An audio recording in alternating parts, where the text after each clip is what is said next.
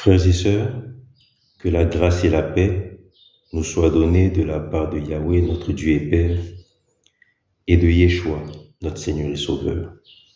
Père, le fondement de ta parole est la vérité, et toutes les lois de ta justice sont éternelles.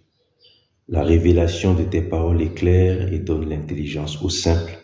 Éclaire notre intelligence par ta parole. Frères et sœurs, dans le Deutéronome 12, les versets 9 à 11, Moïse, parlant au peuple de la part de Yahweh, précise que Yahweh va choisir parmi les tribus un lieu pour y faire habiter son nom.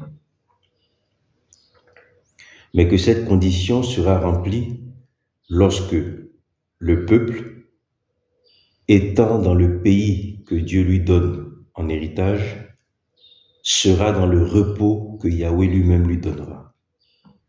Le repos que Yahweh lui donnera.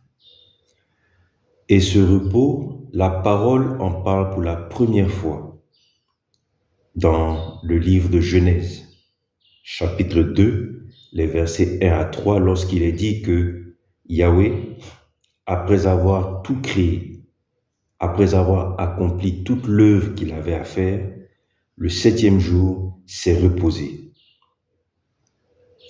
actant le fait que désormais, toute la création ne fonctionnerait uniquement que selon ce qu'il avait, lui, Yahweh, établi. Et dans Genèse 2, au verset 3, la parole nous révèle que ce jour du repos, ce 7e jour, est tellement important que Yahweh l'a béni, l'a sanctifié. Il l'a béni et il l'a sanctifié.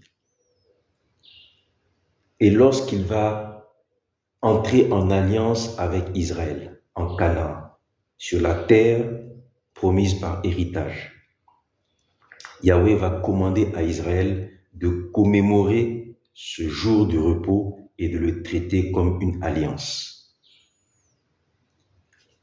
Et Yahweh prouve que pour lui, ce jour est important parce qu'il conditionne le repos à la désignation d'un lieu pour y faire habiter son nom, afin que Israël vienne là apporter ses sacrifices et lui donner un culte. Voyons donc pourquoi le repos est important. Lorsque Yahweh va vouloir entrer en alliance avec Israël, il va instaurer le sabbat. Le sabbat pour commémorer le jour de repos du Seigneur. Cela va commencer d'abord dans Exode 16, versets 21 à 24, avec la manne. À travers la manne, Yahweh va commencer à éduquer le peuple en ce qui concerne le sabbat. Lisons Exode 16, versets 21 à 24. Lisons partiellement. Il est écrit: tous les matins, il ramassait de la manne, chacun selon sa consommation. Le 6e jour, ils ramassèrent une quantité double de nourriture. C'est ce que Yahweh a ordonné. Demain est un jour de repos, un sabbat consacré à Yahweh. Faites cuire au four ce que vous avez à faire cuire, faites bouillir ce que vous avez à faire bouillir, et tout ce qui restera, mettez-le en réserve pour le lendemain matin. Lorsque le peuple a eu faim dans le désert, Dieu a fait venir la manne, démontrant ainsi que c'est lui qui pourvoyait aux besoins d'Israël. Mais il leur a demandé de recueillir cette manne d'une façon particulière. C'est-à-dire qu'ils pouvaient recueillir de la manne pendant 6 jours.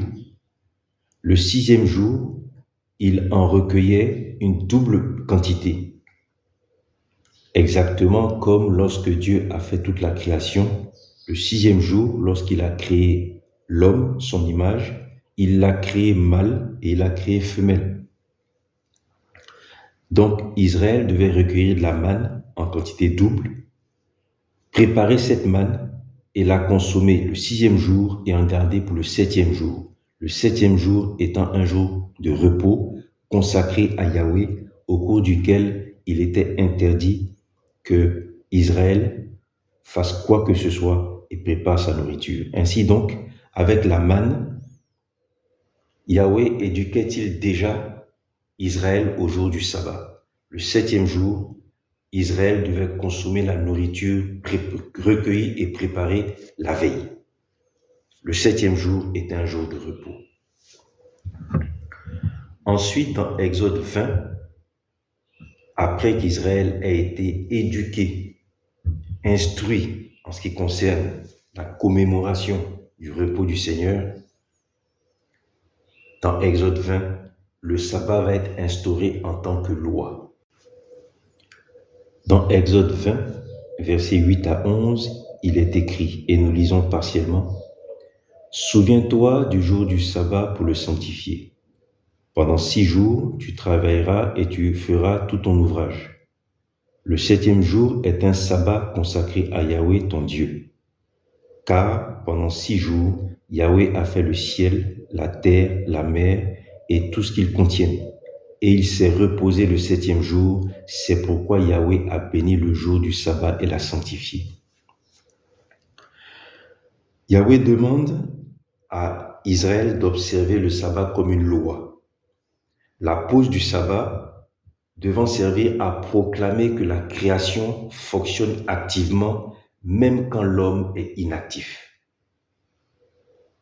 attestant ainsi que Yahweh est effectivement la source divisible de son organisation et de son fonctionnement. Frères et sœurs, par le sabbat, Israël devait confesser que le monde, la création demeure active, fonctionne de façon activement, même quand lui, l'homme, est inactif, certifiant ainsi que le fonctionnement de la création ne dépend pas de l'homme, mais dépend exclusivement de ce que Yahweh a créé et établi. Le sabbat rend gloire à la source de la provision qu'est Yahweh. Dans Exode 31,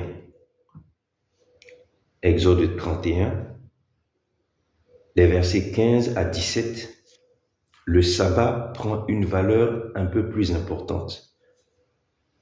Dans Exode 16, le sabbat a été instauré pour éduquer le peuple. Dans Exode 20, le sabbat a été instauré comme loi afin de rendre gloire à Yahweh en tant qu'unique source du fonctionnement de la création, unique source du fonctionnement du visible.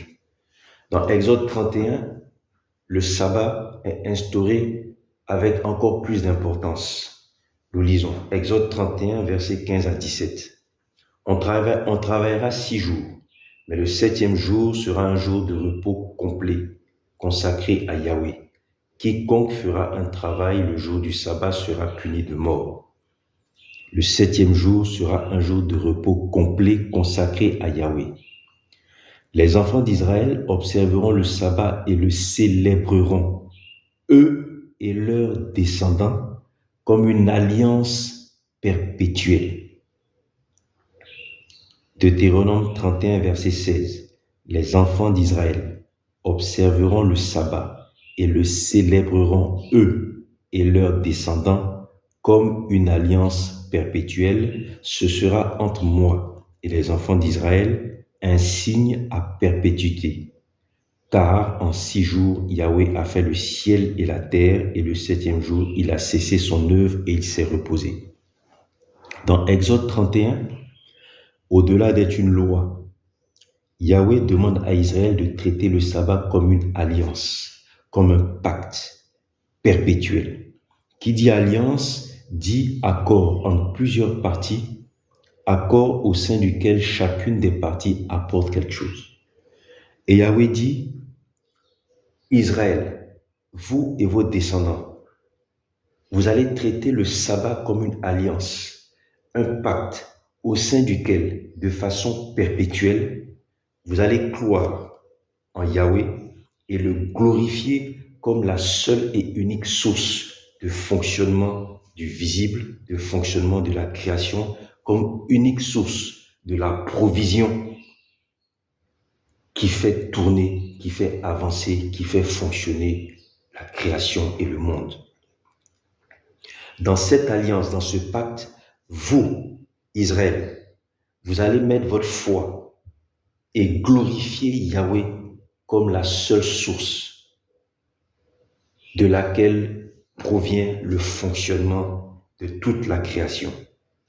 Et ainsi, vous manifesterez votre entrée dans le repos, puisque vous allez être dans l'attitude de celui qui a la certitude que tout ne dépend que de Yahweh.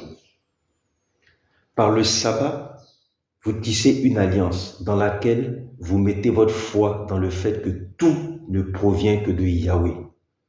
Absolument tout ce qui concerne le fonctionnement du visible ne provient que de Yahweh. Et moi, dans cette alliance, quand vous serez entrés dans le repos, vous aurez la garantie de la paix et de la sécurité, qui sont les deux conditions qui sont nécessaires pour que moi, je choisisse un lieu où faire habiter mon nom, lieu où vous viendrez pour offrir vos holocaustes, vos sacrifices et pour me rendre un culte. Le sabbat est tellement important. Le repos est tellement important. La foi dans le fait que Dieu est la source du fonctionnement de toutes choses. La foi dans le fait que rien n'est possible sans que Dieu l'ait établi. La foi dans le fait qu'il n'y a que ce que Dieu a établi et prévu, qui est la base du fonctionnement du monde, est tellement importante que Dieu l'a instauré à travers le sabbat comme une alliance entre lui et Israël. Alléluia. Dans Exode 35, les versets 1 à 3, il est écrit, et nous lisons partiellement, « Tu travailleras 6 jours, mais le 7e sera pour vous un jour consacré, un jour de repos complet en l'honneur de Yahweh. Quiconque fera un travail ce jour-là sera puni de mort. Vous n'allumerez de feu dans aucune de vos demeures le jour du sabbat. » Frères et sœurs, le sabbat était la commémoration à travers laquelle Israël devait croire et confesser qu'il reconnaît que Yahweh est la seule et unique source de laquelle découle le monde, la terre et son fonctionnement. Et frères et sœurs, Yahweh dans sa sagesse va instaurer un autre sabbat pour manifester cette réalité de façon encore plus palpable. Yahweh va instaurer le sabbat du 7e jour, de la 7e année. Lisons Exode 23, les versets 10 à 13, Lévitique 25, les versets 1 à 13. Nous lisons partiellement. Exode 23, versets 10 à 13. Pendant 6 années, tu ensemenceras la terre et tu en récolteras les produits. Mais la 7e, tu les laisseras et les abandonneras. La 7e, tu les laisseras et les abandonneras. Alléluia. Dans Lévitique 25, les versets 1 à 7.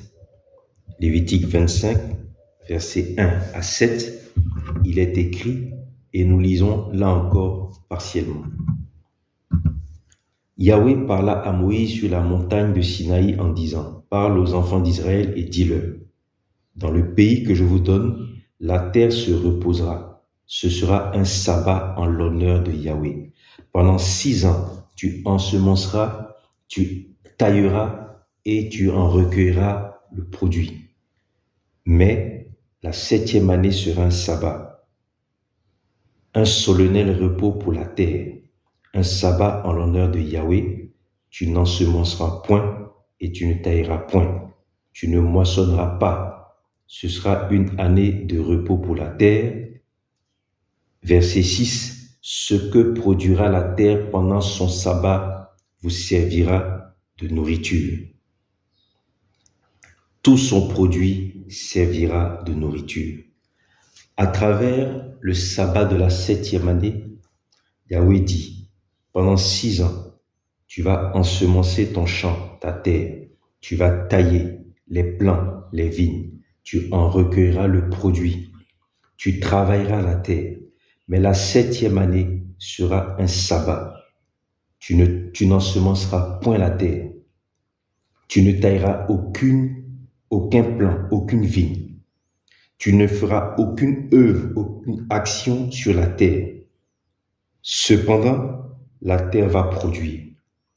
Et ce que produira la terre pendant son sabbat vous servira de nourriture, prouvant ainsi que la terre peut produire même quand l'homme reste inactif, même quand l'homme ne la travaille pas. Le sabbat est une commémoration pour Israël de la foi, de la croyance dans le fait que Yahweh est la seule source de laquelle la création fonctionne, de laquelle la création s'organise, la seule source à partir de laquelle la création qui a été faite fonctionne.